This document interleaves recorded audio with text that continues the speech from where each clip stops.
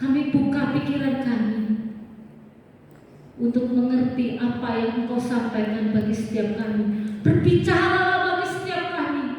Tuhan, apa yang menjadi pesan-Mu sore hari ini, nyatakanlah supaya kami menjadi orang-orang yang taat, orang-orang yang sungguh-sungguh hidup di dalam perkenanan-Mu. Terima kasih Tuhan, hamba-Mu yang sederhana ini Tuhan.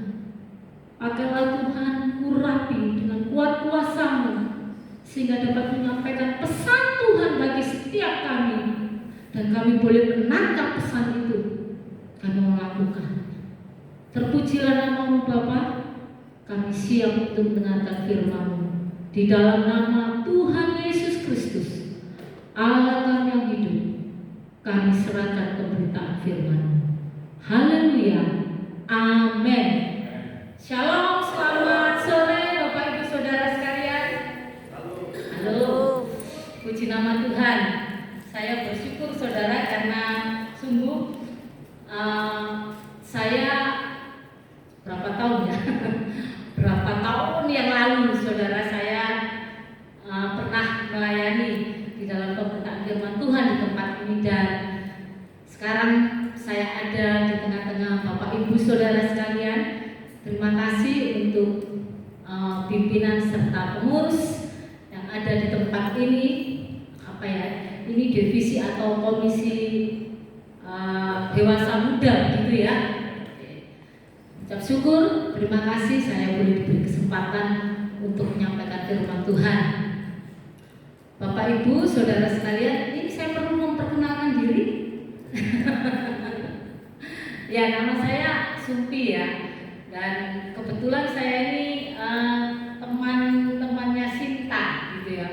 Jadi kami dulu itu waktu muda kebetulan sama-sama, sekarang sudah separuh mendekati gitu ya, mendekati angka-angka yang cukup disebut orang manula begitu.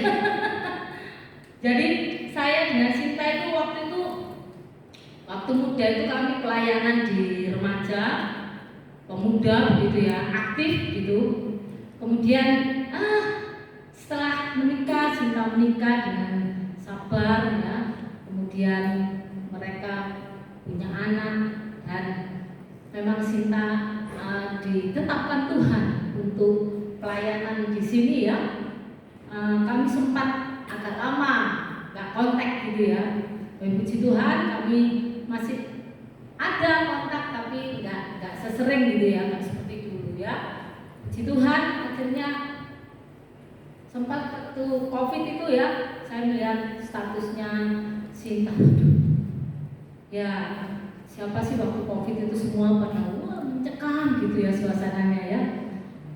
Itu rasa rasa sebagai saudara seiman itu waduh muncul di sana. Nah saudara, jadi seperti itu ya. Nama saya Sumpi, ini suami saya Pak Eko. Saya dikaruniai 2 orang anak dan 1 cucu saudara. Jadi usia saya sudah memang sama dengan saudara-saudara sekalian, mungkin ada yang sama dengan saya. Tidak lagi muda, makanya saya ada di dewasa ya. Jadi di usia yang dewasa gitu aja lah ya, lebih enak gitu, senior gitu kan, lebih sedap didengar gitu kan.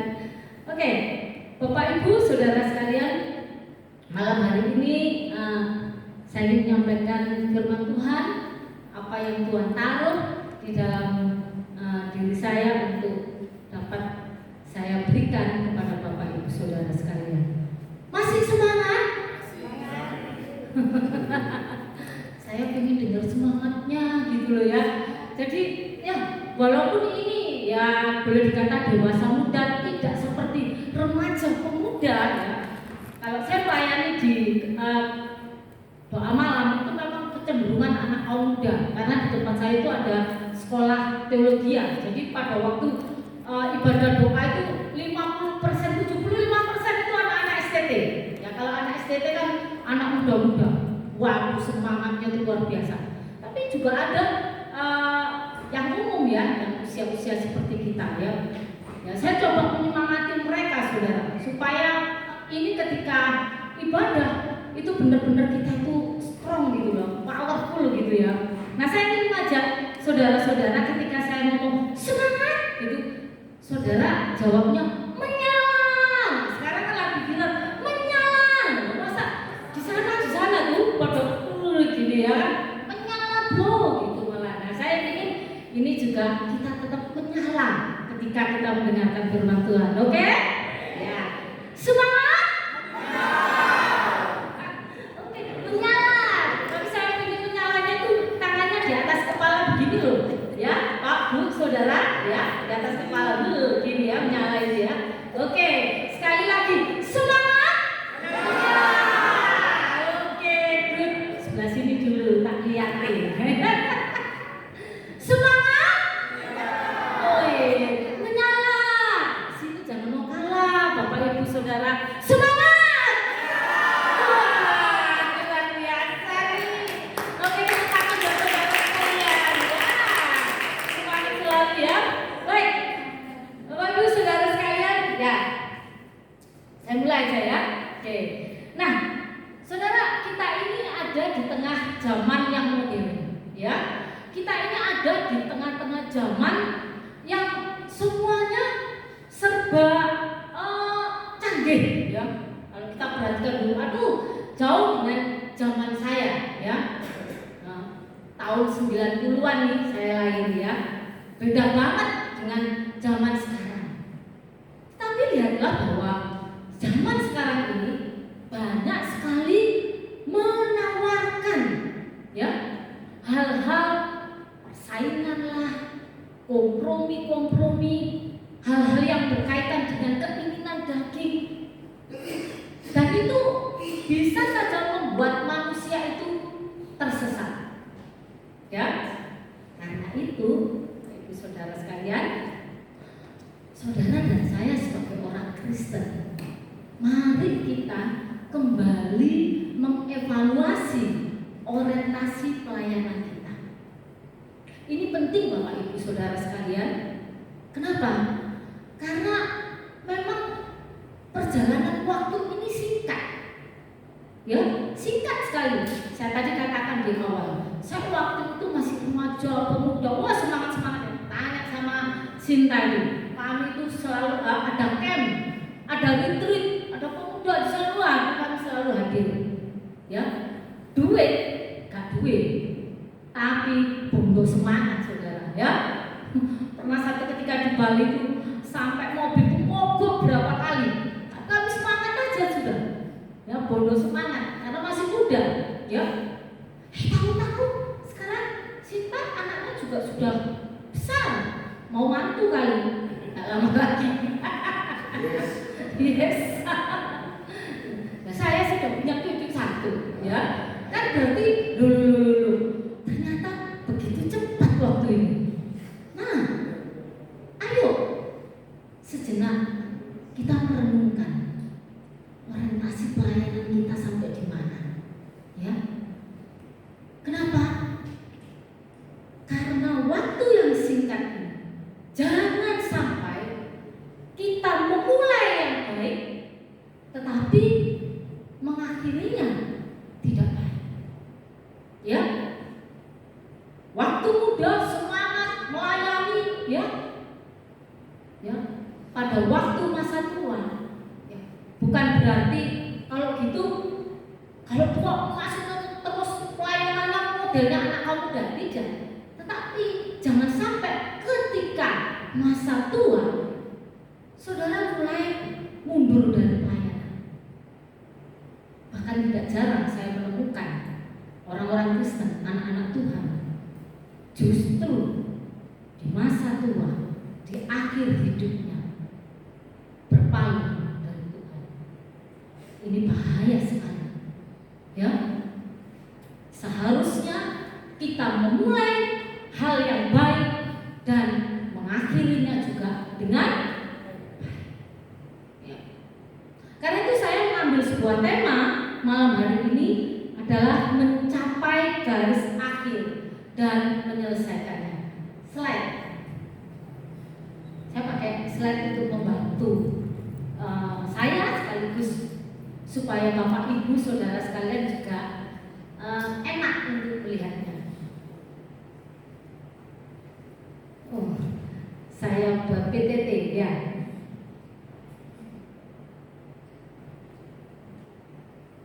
Oke, jadi tema sore hari ini adalah mencapai garis akhir dan menyelesaikannya. Bapak Ibu Saudara kita bisa membaca di dalam Kisah Para Rasul. Ya, ini ya. Ini gambar ketika seseorang mencapai garis akhir ya. Kita akan baca di dalam Kisah Para Rasul pasal yang ke-20 ayat 17 sampai 24. Oke. Kisah Para Rasul 20 ayat 17 sampai 24. Saya batasi sampai di ayat yang ke-24. Demikian firman Tuhan. Berikutnya di atas ini adalah perpisahan Paulus dengan para penatua jemaat Efesus. Bapak Ibu sudah ketemu? Ya, saya bacakan ya. Karena itu ia, yaitu Paulus, menyuruh seorang dari Miletus ke Efesus dengan pesan supaya para penatua jemaat datang ke Miletus. Sesudah mereka datang, berkatalah ia kepada mereka, "Kamu tahu bagaimana aku hidup di antara kamu sejak hari pertama aku tiba di Asia ini. 19. Dengan segala rendah hati aku melayani Tuhan. Dalam pelayanan itu aku banyak mencucurkan air mata dan banyak mengalami pencobaan dari pihak orang Yahudi yang mau membunuh aku. Sungguh pun demikian, aku tidak pernah melalaikan apa yang berguna bagi kamu. Semua kuberitakan dan kuajarkan kepada kamu, baik di muka umum maupun dalam perkumpulan di rumah kamu. Aku senantiasa bersaksi kepada orang-orang Yahudi dan orang-orang Yunani supaya mereka bertobat kepada Allah dan percaya kepada Tuhan kita Yesus Kristus. Tetapi sekarang sebagai tawanan roh aku pergi ke Yerusalem dan aku tidak tahu apa yang akan terjadi atas diriku di situ, selain daripada yang dinyatakan Roh Kudus dari kota ke kota kepadaku, bahwa penjara dan sengsara menunggu aku. Ayat ke-24. Tetapi aku tidak menghiraukan nyawaku sedikit pun, asal saja aku dapat mencapai garis akhir dan menyelesaikan pelayanan yang ditugaskan oleh Tuhan Yesus kepadaku untuk memberi kesaksian tentang Injil kasih karunia Allah. Sampai di sini, Bapak Ibu Saudara sekalian. Ya, Saudara, waktu saya merenungkan firman Tuhan ini, saya baca pada bagian ayat yang ke-24 ya. Kisah Para Rasul 20 ayat ke-24. Saya coba membaca ayat ini. Saya baca sekali, saya baca lagi, saya baca lagi, saya baca lagi, berulang ayat ini saya baca. Dan saya menemukan sebuah komitmen yang kuat dari seorang murid Rasul Paulus, murid Yesus. Komitmen itu dibuktikan dari hidupnya. Bagaimana Rasul Paulus memberikan hidupnya sepenuhnya, waktunya untuk pekerjaan pelayanan yang ditugaskan Tuhan baginya. Saudara, tetapi aku, kata Rasul Paulus, tidak menghiraukan nyawaku sedikit pun. Coba saudara, Rasul Paulus tidak menghiraukan nyawanya demi asal aku dapat mencapai garis akhir dan menyelesaikan tugas dan pelayanan yang Tuhan berikan. Pantas saja kalau Rasul Paulus tidak menikah. Ya, dia ingin membuktikan bahwa dia benar-benar memiliki komitmen sepenuh waktu untuk Tuhan. Tentu saja ini panggilan khusus Bapak Ibu Saudara. Tidak setiap orang ya mendapat panggilan khusus.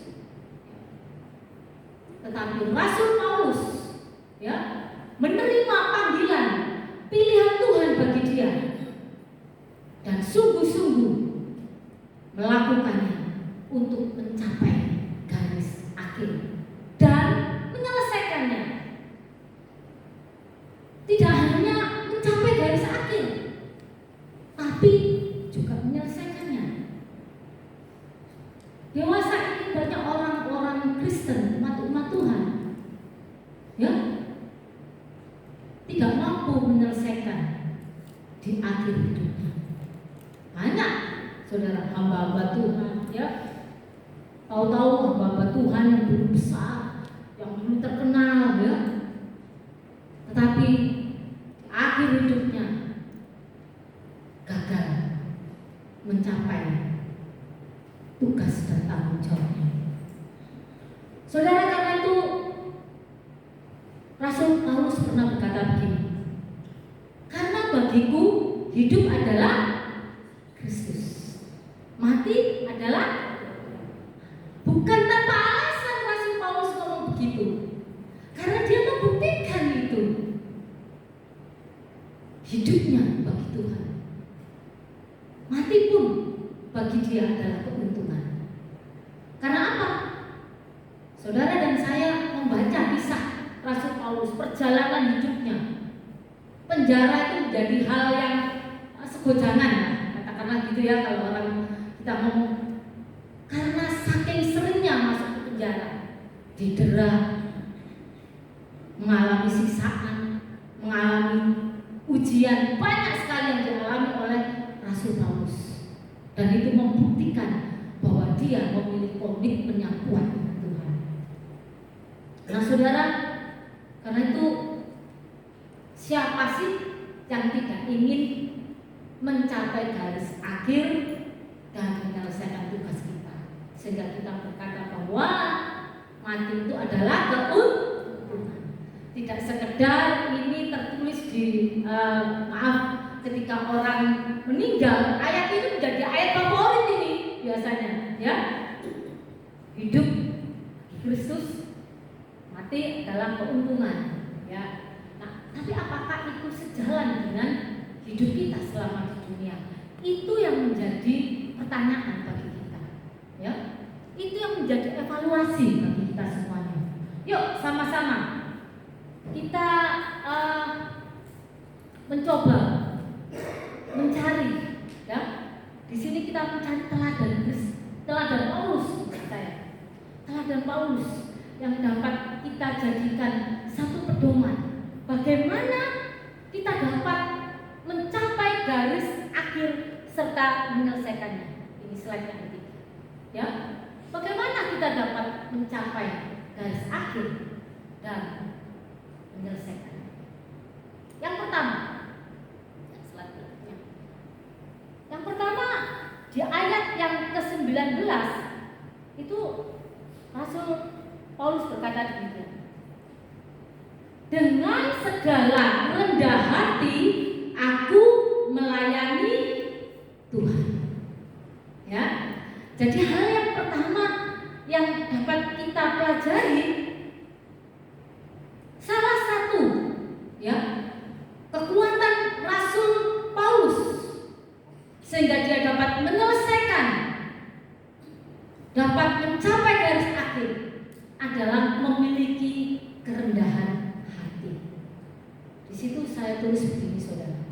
Salah satu penghalang seseorang tidak dapat mencapai garis akhir dengan baik adalah kesombongan. Ya.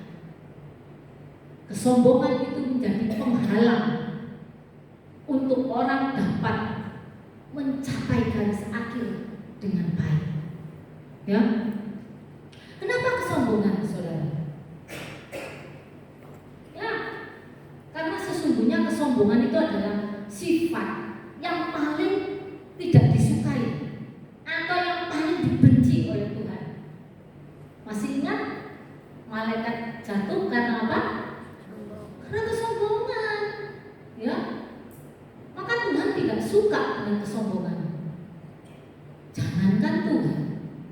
Kita aja kalau melihat orang sombong itu rasanya guyane, ya kan? Modelnya itu kan. Nah, saudara, ternyata Alkitab itu juga menulis. Alkitab itu memberi tahukan kepada kita modelnya orang sombong, atau dengan kata lain, orang bisa menjadi sombong itu karena apa saja. Slide. Ya. Ya. Ini ada di dalam Yesaya 28 ayat 5. Ya, di sana dikatakan begini. Karena engkau sangat pandai berdagang, engkau memperbanyak kekayaanmu, dan karena itu engkau jadi sombong. Nah, itu saya kasih gambar tuh pria, ya. Karena kenapa, saudara? Di sini orang yang pandai berdagang, saudara, pintar berdagang, pandai berkarir, pandai bekerja, ya. Kemudian saudara bisa mendapatkan uang yang banyak. Saudara memperbanyak kekayaan kita. Tapi ingat, karena itu semua bisa menjadi sombong, ya. Ini biasanya terjadi pada bapak-bapak kaum pria. Halo kaum pria, bapak-bapak, ingat, Anda mungkin karirnya sukses, jabatanmu tinggi, duitmu akeh, tapi ingat, ojo sombong, ya. Karena apa? Kekayaan membuat lupa diri. Lupa diri ingat sekretaris di kantor. Lupa diri ingat tetangga yang bahenol. Tuh, ya yo. Ya toh? Bapak-bapak ini pria-pria ini biasanya ini. Karena sesungguhnya ujian orang pria, kaum pria itu adalah ketika dia kaya, ketika dia sugih. Itu ujiannya di situ. Ya. Pada saat mungkin ekonomi biasa-biasa saja, gak akan pola. Tapi coba lihat bapak-bapak pria-pria, kalau sudah kaya, gak karuan pola, ya, gak cukup istri satu, ya sudah, istri gak dua, tapi selingkuhan, ya kan? Ada di sana, di sini gak ada ya bapak-bapak ya, gak ada, puji Tuhan, haleluya, ada, luar biasa, ya kan? Ini bapak-bapak, pria-pria, ayo dijaga itu ya. Walaupun pintar cari duit, tapi ojo sombong. Jangan terikat oleh kekayaan sehingga membuat lupa diri, ya. Lupa keluarga, lupa anak, lupa istri. Ingat yang lain. Nah, ini bapak-bapak. Slide yang berikutnya. Oke, di dalam Yesaya 3 ayat 16, Tuhan berfirman, oleh karena wanita Sion telah menjadi sombong dan telah berjalan dengan jenjang leher dan dengan main mata, berjalan dengan dibuat-buat langkahnya dan gemerincing dengan giring-giring kakinya. Siapa wanita Sion? Saudara, kalau saya melihat arti wanita Sion itu sendiri adalah wanita umat Tuhan. Artinya begini, wanita umat Tuhan bisa menjadi sombong. Pernah lihat orang model kayak begini? Ini banyak ini berseliweran di medsos ini, ya. Bergemerincing semuanya, saudara. Halo, tangan lah, leher lah, kaki, bahkan saya pernah melihat tasnya itu dari emas, saudara. Tasnya itu dari emas, saudara. Mbok piro itu regane, ya? Ratusan juta itu, ya. Semua itu.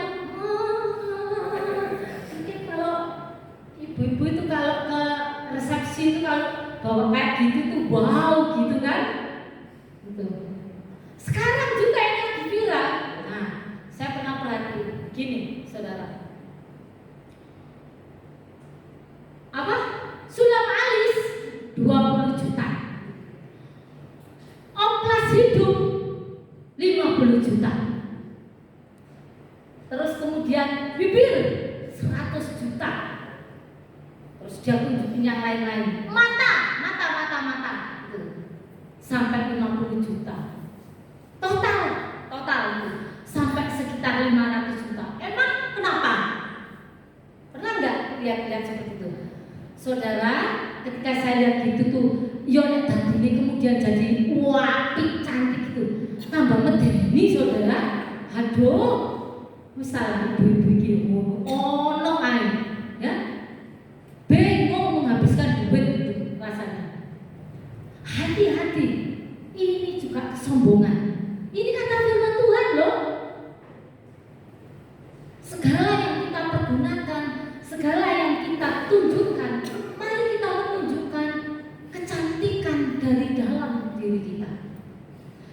Kecantikan batiniah itu yang paling penting. Bukan serasa cantik secara di luar, ya, dengan berbagai aksesoris yang nempel gitu ya. Hanya untuk menunjukkan sebenarnya ini aku, ya.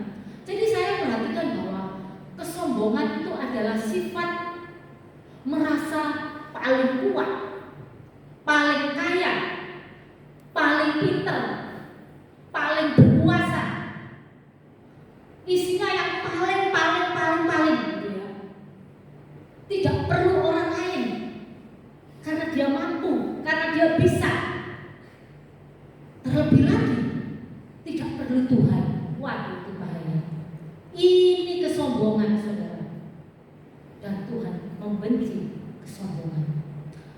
Di dalam Amsal 18 ayat 12 berkata, tinggi hati atau sombong mendahului kehancuran, tetapi kerendahan hati mendahului kehormatan.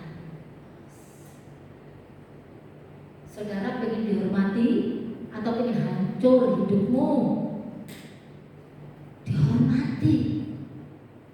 Dihormati karena bukan kesombongan, karena kerendahan hati. Lihat Rasul Paulus, saudara. Dia memiliki kerendahan hati, walaupun dia dihujat, dia dihina, berulang kali masuk penjara, dia terima itu dengan kerendahan hati. Rasul Paulus itu bukan orang yang bodoh, saudara. Dia adalah orang yang terpelajar di zamannya. Dia orang yang pintar, ya. Sebelum dia bertobat itu dia buktikan berapa bahasa dia bisa. Tapi Rasul Paulus, ketika dia ditangkap Tuhan, dia menerima keselamatan dari Tuhan, dia katakan apa? Semuanya itu sia-sia. Yang dulu itu tuh anggap apa? Sampah. Sing biyen-biyen itu sampah, enggak guna. Kita belajar dari sifat yang pertama. Yang kedua, slide berikutnya.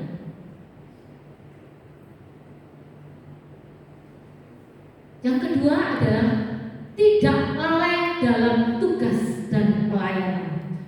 Kita akan membaca, saya akan membacakan bagi saudara di ayat yang ke-20 sampai 21 dari Kisah Para Rasul 20. Gini, sungguh pun demikian, aku tidak pernah melalaikan apa yang berguna bagi kamu.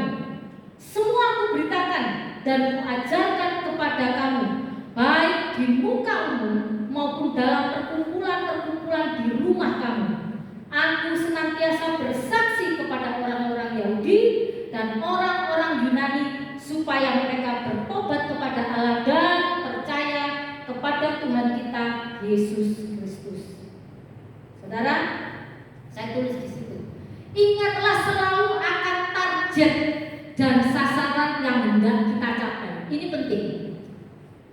Ketika kita mau mencapai garis akhir dan menyelesaikan tugas kita, jangan pernah lalai. Lalai itu apa sih? ya, mengabaikan, itu lalai. Sekalipun ya kita masih di dunia nih, kita ini bekerja untuk keluarga, mencari nafkah, ya betul kan? Cari nafkah, ya bekerja, cari duit. Tapi ingat, ada pelayanan pekerjaan Tuhan yang Tuhan berikan bagi setiap kita. Masing-masing kita berbeda, ya berbeda-beda. Ada yang melayani di mimbar, ya. Ada pelayanan-pelayanan diakonia, menyampaikan firman Tuhan, berdoa, semua itu pelayanan. Ingat, jangan lalai, ya. Seberat apapun tugas dan pelayanan kita, ya, ingat selalu bahwa itu di dalam doa. Tuhan, apa yang Engkau mau dalam hidup saya sampai saya selesai di dunia ini. Karena kita nggak tahu, saudara, umur kita masing-masing, kita tidak pernah tahu kapan kita dipanggil Tuhan atau kapan Tuhan datang kali kedua. Bisa jadi begitu kan? Maka kita harus selalu siap selalu, ya, dalam tugas dan panggilan kita. Saudara, memang di dunia ini dengan kondisi yang sekarang ini, itu banyak menuntut waktu kita, menuntut tenaga kita, sehingga kita seringkali banyak terfokus kepada hal-hal di dunia ini. Terkadang kita lupa mengabaikan kerajaan surga. Ya, memang kok saya merasakan dulu pada waktu saya masih muda, kami masih muda, tuntutan sekolah itu nggak kayak sekarang. Saya kalau melihat anak-anak sekolah, anak-anak muda sekarang sekolahnya, banyaknya tugas mereka, ya, sehingga kadang sampai mereka pulang itu sudah kesel mah, capek mah. Yang bekerja juga begitu, ya, kemakan waktu di jalan yang macet lah, ya kan? Dulu kalau zaman kita tahun 90-an, Surabaya itu masih sepi, gak rame, saudara. Bahkan di daerah Rungkut itu, rumah saya di Tulan Rungkut, di Rungkut sana, aduh sepi bu, deso gitu. Tapi sekarang, apalagi setelah ada jalan merah, rame dan macetnya luar biasa. Ini membuktikan bahwa semakin tahun itu tidak lebih mudah hidup ini. Tapi percayalah, ketika kita tidak lalai di dalam panggilan kita, dalam melayani Tuhan, Tuhan pasti memberikan kekuatan dan kemampuan bagi saudara dan saya. Amin. Amin. Saya jujur saya katakan bahwa rumah saya itu dikelilingi oleh gereja-gereja besar, ya. Saudara mungkin tahu lah gereja besar yang saya sebutkan, ya, gereja besar di daerah Rungkut sana, ya. Tetapi saya, karena saya dari kecil saya digembalakan, saya bertumbuh di salah satu gereja yang tidak besar di Wonorejo 4 sini. Sampai pun rumah saya di Rungkut, saya tetap di sana. Saya tetap melayani di sana, ya. Karena saya percaya Tuhannya sama kok, ya kan? Tuhan yang di gereja besar mau di gereja Sanibru sama. Asal yang saudara sembah adalah Yesus Kristus Tuhan. Jangan keliru. Walaupun gereja gede, tapi kalau pengajarannya yang tidak benar, ya, saudara mesti lebih baik dulu. Karena hari-hari ini pengajaran-pengajaran yang menyesatkan itu banyak sekali, bertebaran saudara. Ya, kalau saudara yang suka membuka medsos ya, media sosial, waduh, pengajaran-pengajaran yang sekarang ini ada dibungkus dengan bahasa rohani, ya, pengajaran yang kita pikir itu benar, tetapi sesungguhnya pengajaran itu menyesatkan, tidak lagi bertumpu kepada firman Tuhan yang benar, ya, tidak lagi.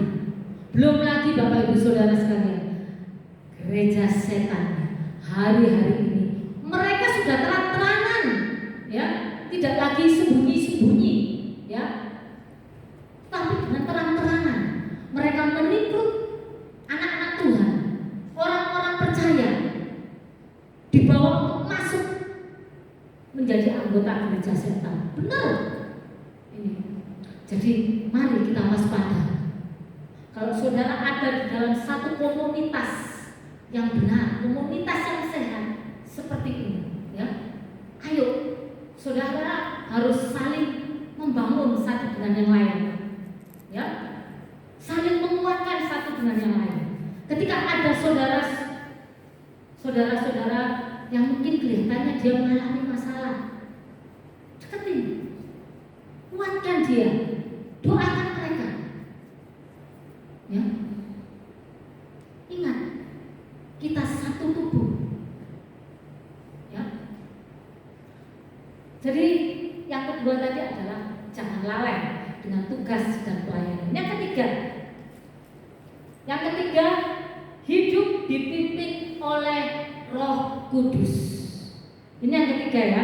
Saya baca di dalam ayat firman Tuhan di ayat yang ke-22 dan 23. Tetapi sekarang sebagai tawanan roh, aku pergi ke Yerusalem, dan aku tidak tahu apa yang akan terjadi atas diriku di situ, selain daripada yang dinyatakan Roh Kudus dari kota ke kota kepadaku, bahwa penjara dan sengsara menunggu aku.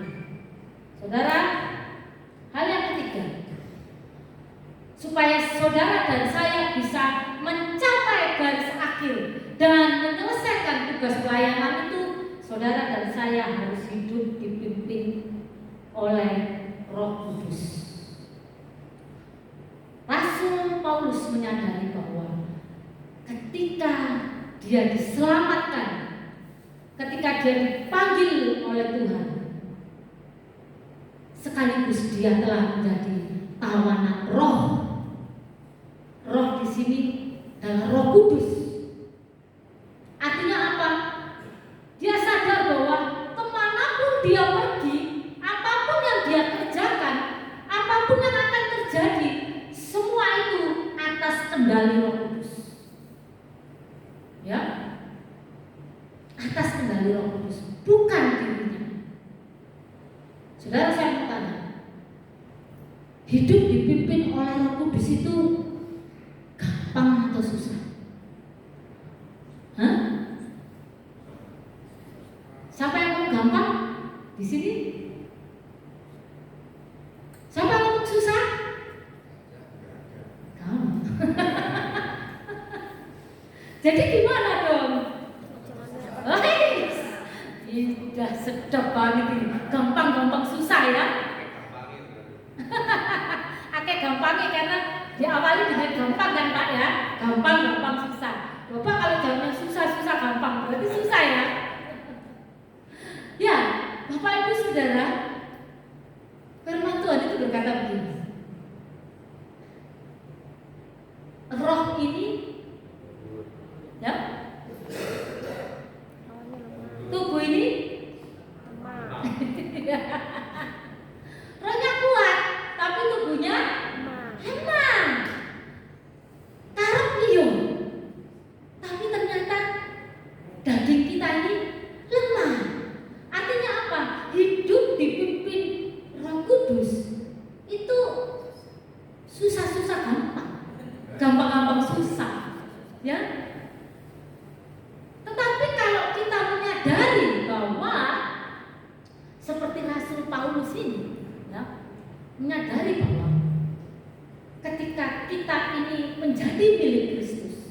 maka hidupku bukannya aku lagi, tetapi Kristus di dalamku. Itu yang akan membuat kita itu taat, bisa dipimpin oleh Roh Kudus. Kalau kita tidak punya kesadaran itu, wah berat saudara, hidup dipimpin oleh Roh Kudus itu.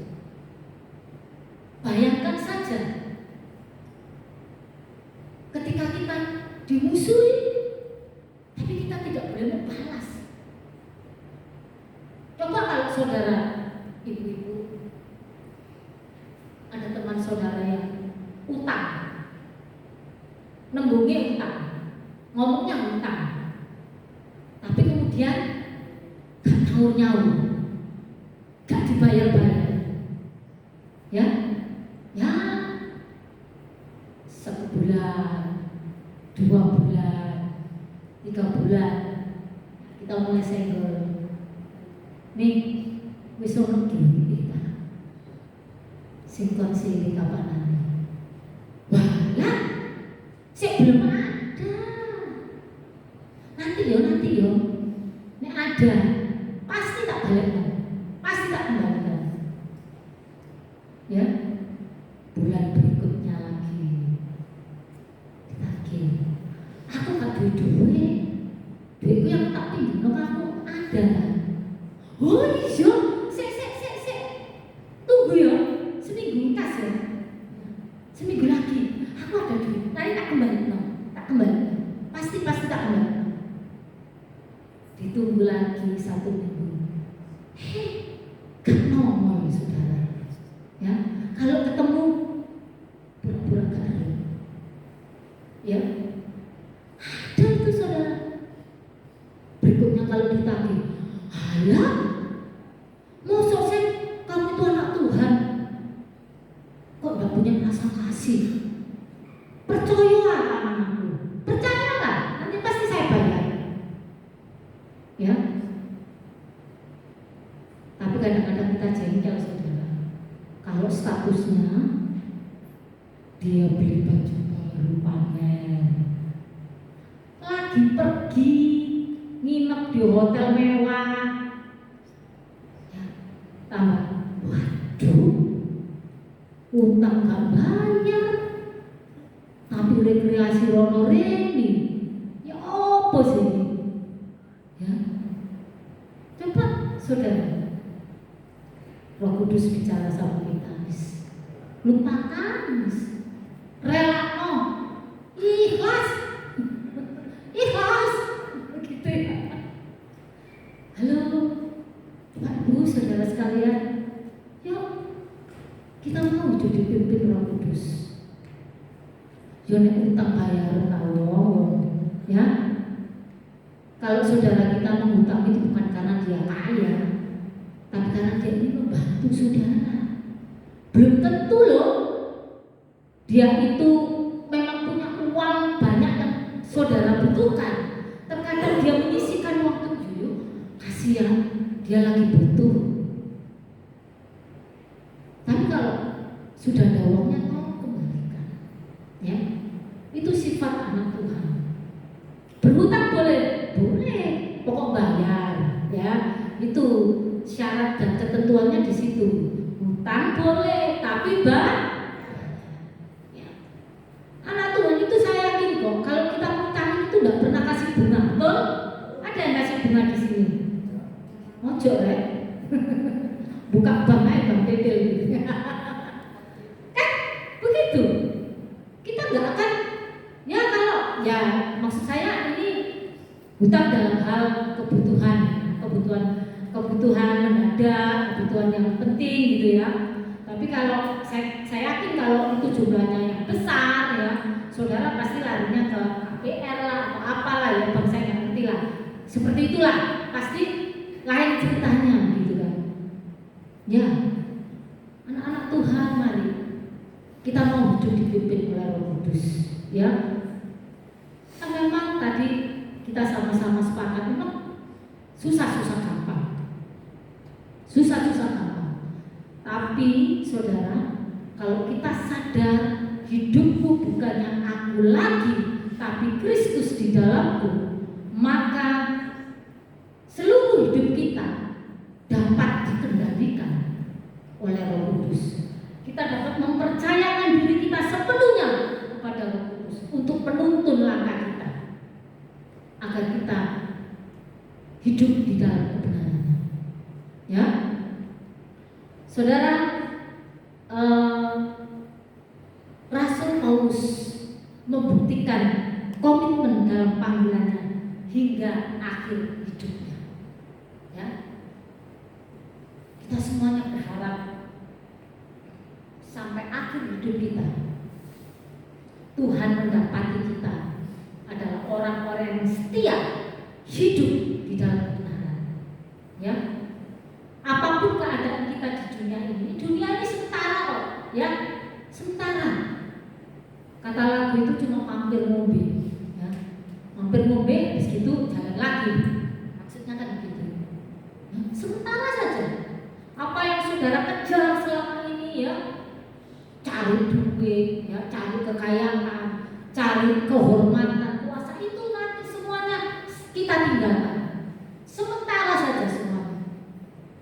Karena itu mari kita kejar yang kekal itu, yaitu kerajaan surga dan kebenarannya. Ya. 2 Timotius 4 ayat 7 sampai 8. Rasul Paulus berkata demikian, saudara. Aku telah mengakhiri pertandingan yang baik. Aku telah mencapai garis akhir dan aku telah memelihara iman. Sekarang telah tersedia bagiku mahkota kebenaran yang akan dikaruniakan kepadaku oleh Tuhan, Hakim yang adil pada harinya, tetapi bukan hanya kepadaku, melainkan juga kepada semua orang yang merindukan kedatangannya. Wos, luar biasa. Slide yang ke-10. Ya, mari kita hidup berpusat kepada Kristus. Dan kiranya itu menjadi kerinduan kita bersama. Memang akan ada banyak tantangan, ada banyak rintangan, hambatan, bahkan resiko ketika kita melayani. Ya, namun teladan dari Rasul Paulus kiranya membangkitkan iman kita senantiasa, membangkitkan semangat kita untuk terus berlari mencapai garis akhir dan menyelesaikannya. Ya, ini slide saya yang terakhir. Saya tahu saudara-saudara sudah ada yang mulai begini begitu kan? Jadi ini slide saya yang terakhir, dan firman Tuhan malam hari ini mengajarkan kita, kalau kita berpusat kepada Kristus dalam panggilan, dalam tugas panggilan bagi saudara dan saya, maka milikilah kerendahan hati, ya, kemudian tidak lalai, ya, tidak gagal fokus berarti kan, dan yang ketiga, hidup dipimpin oleh Roh Kudus. Saya percaya saudara dan saya akan sampai pada garis akhir dan menyelesaikan apa yang Tuhan tugaskan di dalam pelayanan kita. Amin. Terpujilah nama Tuhan.